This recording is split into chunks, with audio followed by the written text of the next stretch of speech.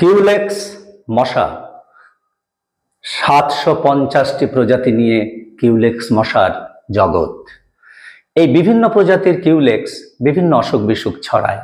Eastern equine encephalitis, western equine encephalitis, west Nile fever, bancroftian filariasis, Saint Louis encephalitis, পাখির একটা malaria হয় যার পরজীবীটার নাম হলো প্লাজমোডিয়াম রেলিকটাম।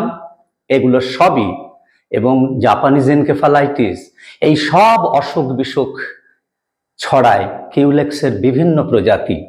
একটা ফ্যাকাশে বাদামি রঙের ছোট্ট মশা, 4 থেকে 10 মিলিমিটার সাইজ, এবং সেই মশা ডিম পাড়ে থোকার আকারে। রক্ত খাওয়ায় কখন? সন্ধ্যা থেকে সকালে। রক্ত খাওয়ার 2 দিন পর 3 দিন পর ডিম পারবে। কোথায়? নোংরা জল যেখানে যেখানে আছে, গালিপিটে আছে, নিকাশি নালায় আছে, খোলা কাঁচা পাকা ড্রেনের মধ্যে জল জমে থাকতে সেই জলে, বদ্ধ পচা জলাশয়ে, ধান ক্ষেতের জলে, এবং পুকুরের সাইডে যেখানে পানা অল্প একটু রয়েছে তার ফাঁক ফোকরে, ইত্যাদি ইত্যাদি। এই কিউলেক্স মশা ডিম পারল। ডিম পাড়ার ধরনটা খুব মজার। পরপর ডিম পাড়ছে, একটা ডিমের সঙ্গে আরেকটা ডিম লেগে গিয়ে তৈরি হয় ডিমের থোকা, অর্থাৎ এগ র্যাফট। এই এগ র্যাফট কতগুলো ডিম নিয়ে তৈরি? 150 থেকে 300। আর একটা কিউলেক্স মশার মেয়ে মশা তার জীবনে ডিম পাড়তে পারে 10 বার।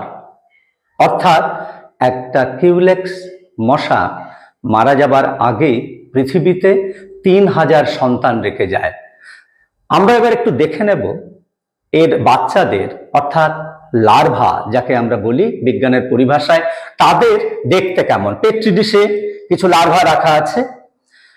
এই পেট্রি ডিশে আমি একটু লাইট ফেললাম,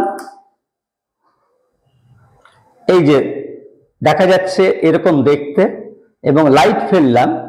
এবারে দেখুন তাদের মধ্যে একটা মুভমেন্ট হচ্ছে, সাইডে মুভমেন্ট হয়, বিগোরাস একটা মুভমেন্ট হয়। যার উপরে ফেলছি সে দৌড়তে শুরু করছে, এদিক ওদিক যায়। একটু ভালো করে দেখার জন্য আমরা ডিজিটাল মাইক্রোস্কোপের নিচে একটা লার্ভাকে দেখাচ্ছি। লার্ভা, এটা হচ্ছে কিউলেক্স মশার লার্ভা।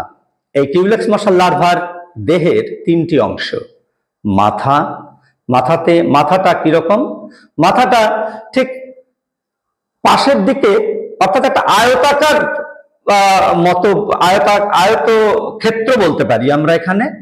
কিন্তু লম্বা যতটা দেখতে পাচ্ছি, মানে চওড়াটা একটু বেশি থাকে, লম্বা সেই অর্থে কম।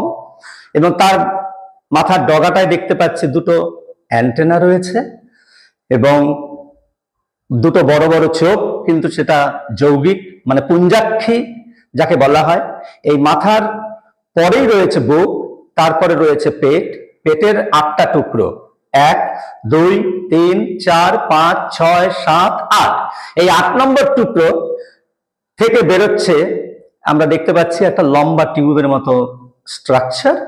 এর ডগায় একটা ভাল্ব থাকে, একে বলা হয় সাইফন টিউব। আপনারা হয়তো জানেন যে মশার লার্ভা জলে থাকলেও বাতাস থেকে অক্সিজেন নেয়। তা যে যন্ত্রটা দিয়ে ওরা বাতাস থেকে অক্সিজেন নেয়, সেই যন্ত্রের নামই হলো এই সাইফন টিউব। এই সাইফন টিউবের আরেকটা ফাংশন হলো যে মশার লার্ভা তো আণুবীক্ষণিক জীব টিপগুলোকে খায়, যেমন শ্যাওলা আছে, ব্যাকটেরিয়া আছে, প্রোটোজোয়া অর্থাৎ আদ্য প্রাণীর কিছু জীব, ওদেরকে খায়। এই সাইফনের ডগাটায় যে ভাল্ব আছে, সেখানে এইটা ফিল্টার করার কাজেও খাবারগুলোকে, সঠিক খাবারগুলোকে ভেতরে নিয়ে আসারও ব্যবস্থা করে দেয়। এর নিচেই দেখতে পাচ্ছি 8 নম্বর টুকরো থেকে আরেকটা বেরিয়েছে, সেটাকে বলে অ্যানাল গিলস।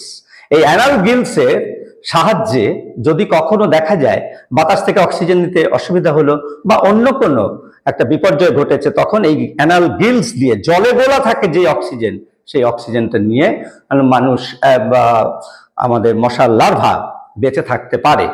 সুতরাং আমরা লার্ভা দেখলাম।